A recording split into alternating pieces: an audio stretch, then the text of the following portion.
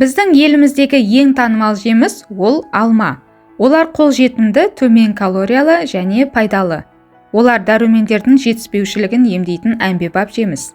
Оның ішінде бүгін осы жасыл алманың пайдасы жайлы айтатын боламын. Сондықтан видеоның соңына дейін міндетті түрде қараңыздар, бұл ақпарат сіздерге пайдалы болмақ. Айтпақшы, Ем болсын каналына тіркеліп қойуды ұмытпаңыздар, мұнда денсаулыққа қатысты ақпараттардың барлығы бар. Сонымен жасыл алманың қандай пайдасы бар? Көптеген сарапшылардың айтуынша, асқазан ішек жолдарының қалыпты жұмыс істеуі үшін аш қарынға бір жасыл алма жеу керек. Несеп тас ауруы мен өт тас ауруларының алдын алу үшін бұл жемістерді күнделікті рационға қосу керек. Жаңа сығылған шырынды да ішкен дұрыс. Бұл сіздің асқазаныңыздың қышқылдығын арттыруға көмектеседі.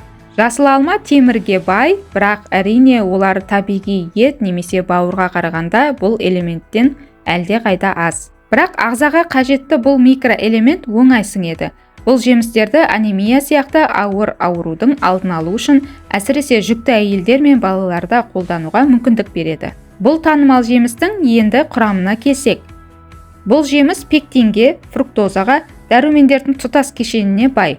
Олар А, В1, В2, Е, С. Сонымен қатар олардың құрамында минералды тұздар, органикалық қышқылдар және құнды микроэлементтер бар. Диета кезінде де осы жемістің пайдасы зор.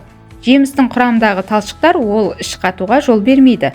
Калориясы аз болғандықтан ұзақ уақыт бойы аштық сезімін жеңілдетеді. Арықтаудың күш-жігерін азайтпайды. Жасыл алманың тағы бір қасиеті холестерин деңгейін төмендетеді. Ағзадағы токсиндерден арылуға көмектеседі. Сондай-ақ бүйрек, қалқанша без, жүрек немесе нерв ауруларына да көмегі зор.